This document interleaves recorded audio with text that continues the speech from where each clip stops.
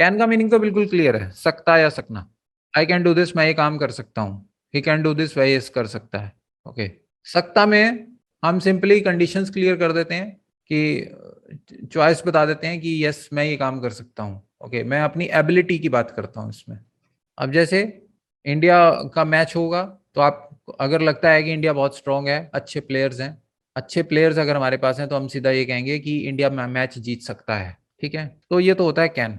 Basically जहां पर capable होता है ना कोई आदमी, आप ये कह सकते हैं जहां पर वो चीज कैपेबल होती है, यानी उसमें इतनी कैपेबिलिटी है कि वो उसको कर सकता है। Okay, it's a science. आप ये कह सकते हैं कि जैसे साइंस में हम कहते हैं कुछ भी तो कि इन दोनों को मिला दें तो ये हो सकता है। ओके, यहाँ पर हम सिर्फ कैपेबिलिटी की बात करते हैं। कैन के साथ एक और वर्ड जो कंफ्यूज करता है दैट इज मे। ये बहुत कंफ्यूजिंग है। मे बेसिकली अब सेम सेंटेंस हम कैन में भी बना सकते हैं और सेम सेंटेंस हम मे में भी बना सकते हैं। India can win the match और इंडिया में win the match. India can win the match और इंडिया में विन द मैच। में आप अपनी एक्सपेक्टेशंस को ऊपर रखते हैं। आपकी क्या उम्मीदें हैं, आपकी एक्सपेक्टेशंस क्या हैं, तो में काफी सॉफ्ट हो जाता है। इंडिया में win the match, India match जीत सकता है। अगर हिंदी ट्रांसलेशन बनाएंगे तो शायद दोनों की सेम ही बनेगी, पर इन दोनों में बेसिक डिफरेंस है। कैन मैं उसकी एबिलिटी के हिसाब से बात कर रहा हूँ और मैं अपनी एक्सपेक्टेशन, अपनी इच्छा और अपनी उम्मीदों के हिसाब से बात कर रहा हूँ। मैंने उनकी एबिलिटी तो चेक की ही नहीं, मैंने ये तो देखा ही नहीं कि इंडिया के पास टीम कितनी स्ट्रांग है, उनके पास खिलाड़ी कौन कौन है।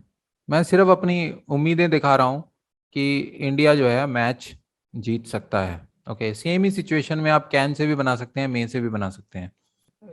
एक्सपेक्टेशन या विल, आप एक ही सेंटेंस में आप दोनों का यूज कर सकते हैं। मैं दिखाता हूं आपको। Amit Shah can pass this, can pass this bill but he may not. ठीक है, अमित शाह के लिए कैन लगा दिया, उसके लिए मे लगा दिया, यहां से आपको बिल्कुल क्लियर हो जाएगा। Amit Shah can pass this bill but he may not. ठीक है, मे उसकी इच्छा के ऊपर है। अमित शाह की इच्छा है उसको पास करने की या नहीं है, लेकिन वो कर सकता है, यानी उसके पास पावर तो है। इतने लोग हैं उसके साथ जो उस बिल को सपोर्ट कर देंगे। ठीक है, तो ये तो था कैन एंड मे। एक सेंटेंस और बताता हूँ, वेदर से रिलेटेड आप कर सकते हैं। इट कैन रेन टुडे और it may rain today. Rain के केस में मे का यूज ज्यादा होता है। क्यों? क्योंकि आपकी इच्छा है, एक संभावना की बात हो रही होती है। ओके, आप देखकर एक्सपेक्टेशंस लगा रहे हैं कि ये जो मौसम का जो दिख रहा है ना हालचाल, उससे आपको लग रहा है कि आज बारिश हो जाएगी, but you are not sure, you don't have the capability to announce that it will rain today. Okay, can आप कब लगाएंगे? कैन आप तब लगाएंगे जब आप मान लीजिए आप एक साइंटिस्ट हैं और आपके सामने डाटा आ गया है कि इतना जो प्रेसिपिटेशन हो चुका है, इतनी ह्यूमिडिटी है और यहाँ पर इतने क्लाउड्स हैं। You have some data to show your ability to जज। ठीक है, आपके पास कुछ डाटाज हैं जो आपकी एबिलिटी या कैपेबिलिटी को दिखाते हैं कि ये काम हो सकता है या नहीं हो सकता है।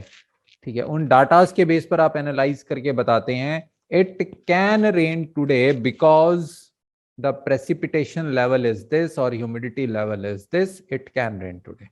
Okay, it will rain today भी हो सकता है, it will rain today. Will तो श्योर हो गया, 100% श्योर हो गया। आपको 100% श्योरिटी है कि भैया बारिश होगी होगी, तो आप विल लगाएंगे। बट विल के पीछे कोई डाटाज नहीं होते, भविष्यवाणी होती हैं। ठीक है, जो भविष्यवाणी करता है आदमी वो कैन या मे में नहीं करता है, एस्ट्रोलॉजर हमेशा विल में करते हैं। तो ये एस्ट्रोलॉजर की भाषा है बेसिकली, ये एक साइंटिस्ट की भाषा है, ये एक कॉमन मैन की भाषा है और ये एक एस्ट्रोलॉजर की भाषा है। मतलब तीनों का अलग है, लेकिन आपका ओहदा अलग अलग है, आपकी पावर अलग अलग है, जिसके बेस पर आपने इन तीन शब्दों का इस्तेमाल किया है। ठीक है, तीनों का मतलब सेम है। आज बारिश हो सकती है या बारिश होगी, आज बारिश होगी, आज बारिश होगी। ठीक है, हिंदी तो छोड़ दो, आप ट्रांसलेशन में मत जाओ, लेकिन तीनों का मतलब लगभग लगभग एक जैसा है। But yes, you have the different different powers to announce this.